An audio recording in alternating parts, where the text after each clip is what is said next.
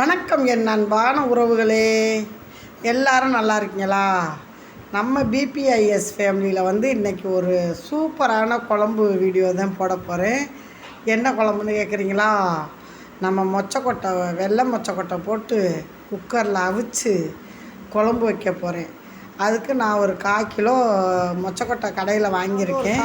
இதில் கல் இல்லாமல் பார்த்து நல்லா தூசியெல்லாம் புடச்சிட்டு, ஏன்னா நம்ம வறுத்து போட்டோம்னா பரவாயில்ல, அப்படியே பச்சையாகவே குக்கரில் வைக்க போகிறேன். அதனால் நல்லா கழுவிட்டு குக்கரில் வச்சுக்கலாம். குக்கரில் போட்டு நல்லா தண்ணி ஊற்றி 2 கழுவு கழுவிட்டு, அதுக்கு பிறகு 3வது தண்ணி ஊற்றி வெயிட்டை போட்டு மூடி வச்சுருவோம். மூடி வேக விடுவோம். இப்போ நான் நல்லா கழுவிட்டேன். நான் உடனே இது வேகாது அப்படிங்கிறதுனால தான் வறுத்து போட்டால் சீக்கிரம் வெந்துடும். ஆனால் வறுக்காமல் போட்டால் நம்ம நல்லா கழுவிட்டு குக்கரில் வச்சோம்னா 2-3 விசில் விட்டோம்னா வெந்துடும். நம்ம ஏன் நான் உப்பு போட்டேன் இப்போன்னா, வேக வச்சு 5-6 அள்ளி குழம்புக்கு தாளிக்கோம்னா 2 நம்ம வாயில் குறைச்சிக்கிட்டே நம்ம வாட்டுக்கு தின்னுக்கிட்டே குழம்பு வைக்கலாம்ல, அதுக்காக உப்பும் போட்டாச்சு. இப்போ வெந்துருச்சு. நல்லா ஒரு 2-3 விசில் விட்டேன், நல்லா வெந்துருச்சு. இது குழம்பு தாளிக்கிறதுக்கு நான் வெங்காயம் தக்காளி அரைச்சி நல்லா தாளிப்பில் வதக்கி விட்ருவேன். அதுக்காக வெங்காயத்தையும் தக்காளியாகவும் இப்போ நான் நல்லா மிக்ஸி ஜாரில் போட்டு அரைக்க போகிறேன். அரைச்சி எடுத்துக்கிட்டு இந்த பக்கம் நம்ம குழம்பும் தாளிச்சுக்கிடுவோம். போடும்போது 2 பீஸ் கீழே வேற விழுந்துருச்சு. அது நம்மளுக்கு கடப்பாக்கெல்லாம், அதனால் கீழே விழுந்தாலும் எடுத்து போட்டுக்கலாம். நம்ம கிச்சன் சுத்தமாக தானே எப்பயும் வச்சுருப்போம். இப்போ மொச்சப்பயிறு நல்லா வெந்துருச்சு. அந்த விசில் வாடை வரும்போது பயிர் வாடையும் சேர்ந்து வருது. அப்படியே சூடான சாதத்தை வடித்தாச்சு. இப்போ குழம்புக்கு பயிர் வெந்துருச்சா, அதனால் இதை கரண்டியை போட்டு பாருங்கள், எடுத்து பார்க்குறேன். கொஞ்சோண்டு நான் கரண்டியில் எடுத்து வச்சுக்கிருவேன். எடுத்து அப்புறம் பிறகு மேல் சாப்பிட்டுக்கலாம் அப்படின்னு வச்சுருக்கேன். இப்போ தாளிக்கலாம் வாங்க. மிக்சிலையும் நம்ம வெங்காயம் தக்காளி அரைச்சதையும் போட்டு தாளிப்பில் கொடுத்தோம்னா நல்லாயிருக்கும். குழம்பு கொஞ்சம் கனமாக இருக்கும். அதுக்காக புளியும் கொஞ்சம் கரைச்சி வச்சுருக்கேன். வெங்காயம், கருவேப்பிலை வச்சுருக்கேன். பச்சை மிளகாய் நல்லா சின்ன சின்னதாக அரைஞ்சும் வச்சுக்கிட்டேன்னா, அப்புறம் பாருங்கள், அடுப்பை பற்ற வச்சு எண்ணெயை ஊற்றிக்கிட்டேன். வடைச்சட்டியை வச்சு இப்போ நல்லா எண்ணெய் காஞ்சிருச்சு. இதில் எண்ணெய் போட்டு தாளிக்க போகிறேன்னு பாருங்கள். கடுகு உளுந்தம் பருப்பு போடுறேன். பொரியட்டும் கடுகு உளுந்தம் பருப்பு. இது நல்லா பொரிஞ்சதுக்கப்புறம் வெந்தயம் நல்லா குளிர்ச்சிதே, 2 கசக்குதுன்னு நினைக்காதீங்க. 2 வெந்தயம் போட்டு தாளித்து பாருங்கள், வாசமாக இருக்கும். அப்படியே கருவேப்பிலை, பச்சை மிளகாய், வெங்காயம் இருக்கா, அதையும் போட்டு நல்லா சுருள வதக்கி விட்டுக்கிற வேண்டியது.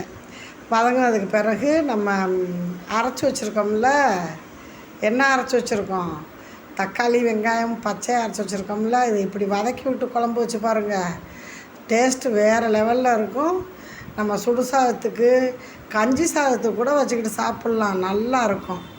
நான் அதனால தான் இது மாதிரி வதக்கி இப்போ குழம்பு தாளிச்சிக்கிட்டு இருக்கிறேன். அப்புறம் மொச்சப்பயிரை கொஞ்சோண்டு எடுத்து ஒரு கிண்ணத்தில் வச்சுக்கிருவோம். நம்ம இப்படி தின்னுக்கலாம்ல.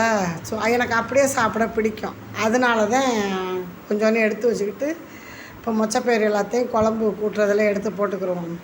சேர்ந்து வேகும்போது நல்லாயிருக்கும். இந்த மாதிரி குழம்பு நீங்கள் இந்த மெத்தடில் செஞ்சிங்கன்னா சாப்பிட்றதுக்கு நல்லா டேஸ்ட்டாக இருக்கும்.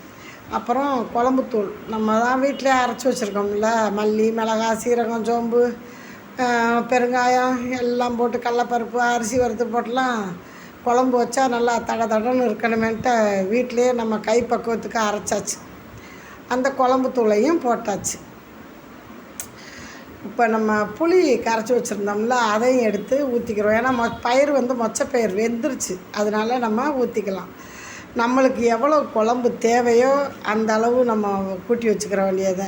நான் எனக்கு வேணுங்கிற அளவு குழம்புத்தூள் எவ்வளோ சேர்த்தனோ, எந்த அளவுக்கு குழம்பு தேவையோ அந்த அளவுக்கு கூட்டி வச்சுக்கிட்டேன். இப்போ கொதிச்சுக்கிட்டு இருக்குது. நல்லா மூடியை போட்டுருவோம். செத்த நேரம் ஒரு 10 நிமிஷம், 10லேருந்து 15 நிமிஷம் தெரிஞ்சு கொதிக்கட்டும். ஏன்னா எல்லாம் வெந்தது வதக்குனது தானே, அதனால் 10-15 நிமிஷம் கொதிச்சா போதும். பாருங்கள், மொச்சப்பயிறு குழம்பு சூப்பராக இருக்கா? இப்போ சுட சாதத்தில் போட்டு சாப்பிடும்போது நல்லா டேஸ்ட்டாக இருக்கும். நீங்களும் இது மாதிரி மொச்சப்பயிறு குழம்பு வச்சு சாப்பிட்டு பிள்ளைகளுக்கும் கொடுங்க. இந்த மொச்சப்பயிறு குழம்பு சின்ன பிள்ளையிலேருந்து பெரியவங்களை எழுதி சாப்பிடக்கூடியது. வாங்க சாப்பிட்லாமா? சாப்பிட்டு டேஸ்ட் எப்படி இருக்குன்னு சொல்கிறேன். இது மாதிரி சிம்பிளாக ஒரு அரை மணி நேரத்தில் மொச்சப்பயிறு குழம்பு வச்சிடலாம். அது மாதிரி ஏன்னா காஞ்ச மொச்சையாக இருக்குல்ல, அதனால் டேஸ்ட் வேறு லெவல் நல்லா இருக்குது. நீங்களும் இது போல் செஞ்சு சாப்பிடுங்க. ஓகே ஃப்ரெண்ட்ஸ், வீடியோ பிடிச்சிருந்தா லைக் பண்ணி ஷேர் பண்ணுங்கள். பாய்.